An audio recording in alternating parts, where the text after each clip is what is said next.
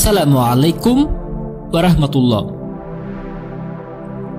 ওয়ালিল ইসলাম চ্যানেলের পক্ষ থেকে আপনাদের সবাইকে স্বাগতম। আজকে আপনাদের জন্য একটা ভিডিও নিয়ে আসলাম।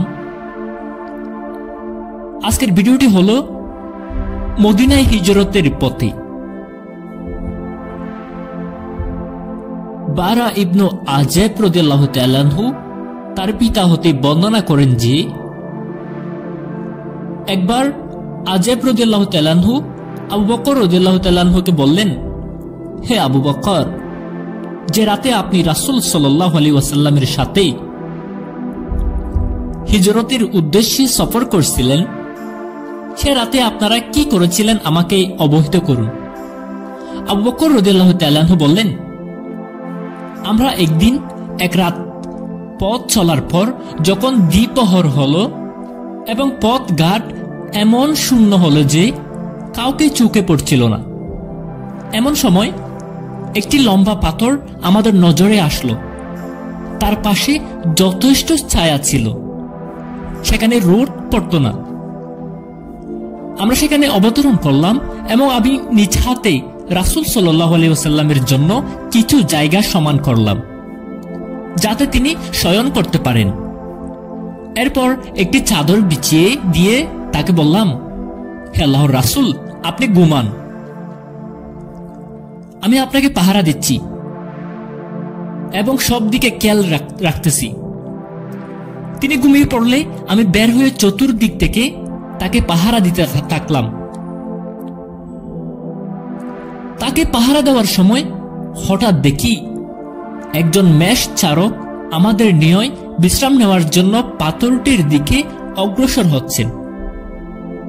আমি তাকে জিজ্ঞেস করলাম, তোমার বক্রগুলিতে দুধ আছে কি? সে বলল, হ্যাঁ। আমি বললাম, তুমি কি তা আমাদের জন্য দহন করবে? সে বলল, হ্যাঁ। অতঃপর সে একটি বকরি ধরে এনে একটি পাত্রে সামান্য দুধ দহন করল।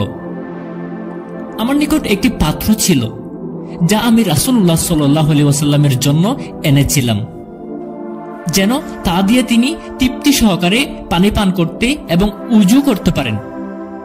অতঃপর আমি দুধ নিয়ে রাসূল সাল্লাল্লাহু আলাইহি ওয়াসাল্লামের নিকটে এসে তাকে ঘুম থেকে জাগানো ভালো মনে করলাম না। কিছুক্ষণ পরে তাকে জাগ্রত অবস্থায় পেলাম। তখন দুধ ঠান্ডা করার জন্য তাকে পানি মিশালাম, ফলে দুধের নিম্নভাগ পর্যন্ত ঠান্ডা হয়ে গেল। অতঃপর আমি বললাম, হে আল্লাহর রাসূল, পান করুন। তিনি পান করলেন। এতে আমি খুব সন্তুষ্ট হলাম। অতঃপর রাসূল সাল্লাল্লাহু আলাইহি ওয়াসাল্লাম জিজ্ঞেস করলেন, আমাদের রওনা হওয়ার সময় হয়েছে কি? আমি বললাম, হ্যাঁ। আবু বকর রাদিয়াল্লাহু তাআলা আনহু বললেন, সূর্য ডলে যাওয়ার পর আমরা রওনা হলাম। এদিকে সুরাকা ইবনু মালিক আমাদের অনুসরণ করেছিল। আমি বললাম, হে আল্লাহর রাসূল সাল্লাল্লাহু আলাইহি ওয়াসাল্লাম, আমাদের নিকটে শত্রু এসে পড়েছে। তিনি বললেন, চিন্তা করো না, আল্লাহ আমাদের সঙ্গে আছেন। সূরা তাওবা 40 নম্বর আয়াত। এরপর রাসূল সাল্লাল্লাহু আলাইহি ওয়াসাল্লাম সুরাকার জন্য বদদুয়া করলেন। ফলে তার ঘোড়াটি রাসূল সাল্লাল্লাহু আলাইহি ওয়াসাল্লাম সুরাকার জন্য বদদুয়া করলেন। ফলে তার ঘোড়াটি তাকে নিয়ে শক্ত মাটিতে পেট পর্যন্ত দেবে গেল। তখন সুরাকা বলল, আমার বিশ্বাস, তোমরা আমার জন্য বদদুয়া করেছ। তোমরা আল্লাহর নিকট আমার জন্য বদদুয়া করো, আল্লাহ তোমাদের সাহায্যকারী হবেন। আমি তোমাদের নিকট অঙ্গীকার করছি যে তোমাদের অন্বেষণকারীদেরকে শত্রুদের আমি ফিরিয়ে দিব। তখন রাসূল সাল্লাল্লাহু আলাইহি ওয়াসাল্লাম তার জন্য দোয়া করলে সে মুক্তি পায়। অতঃপর যার সাথে সুরাকার দেখা হয়েছে তাকে সে বলেছি, আমি তোমাদের কাছে কাজ সেরে এসেছি। এদিকে তারা কেউ নেই। এমনিভাবে যার সাথে তার সাক্ষাৎ হতো তাকেই সে ফিরিয়ে দিত।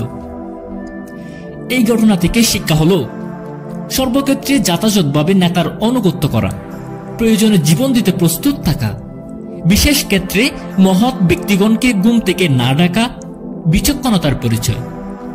যে কোনো বিপদে একমাত্র মহান আল্লাহর প্রতি অবিচল আস্থা রাখা।